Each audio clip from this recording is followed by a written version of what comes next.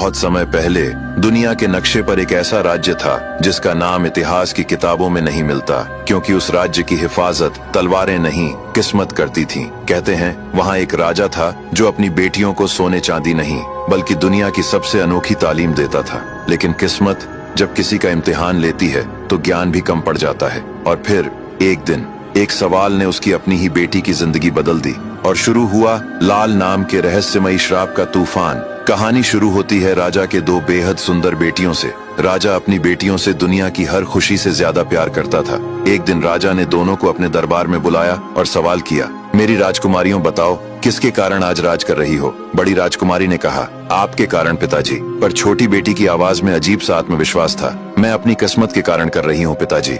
ये जवाब राजा के दिल पर हथौड़े की तरह लगा। राजा का गुस्सा फूट पड़ा। उसने आदेश दिया, जाओ इस राज्य का सबसे मूर्ख लड़का खोज कर लाओ, उसी से इसका विवाह होगा। मंत्री निकल पड़ा। एक लड़का उसी डाल पर बैठकर उसी डाल को काट रहा था। मंत्री ने उसे देखते ही पकड़ लिया। उसने राजा के सामने लड़के को पेश करते हुए कहा, महाराज इससे बड़ा मूर्ख कोई नहीं हो सकता। ये जिस डाल पर बैठा था उसी को काट रहा था। राजा ने देखा और समझ गया और छोटी बेटी की शादी उसी लड़के से कर दी गई। दोनों चलते चलते एक नदी पर पहुंचे। उन्होंने देखा नदी में लाल रंग की चमकते हुए बहुत सारे हीरे हुई गोल सी चीजें बह रहे हैं। राजकुमारी ने अपने पति से कहा, इसे मत छूना, ये अशुभ है।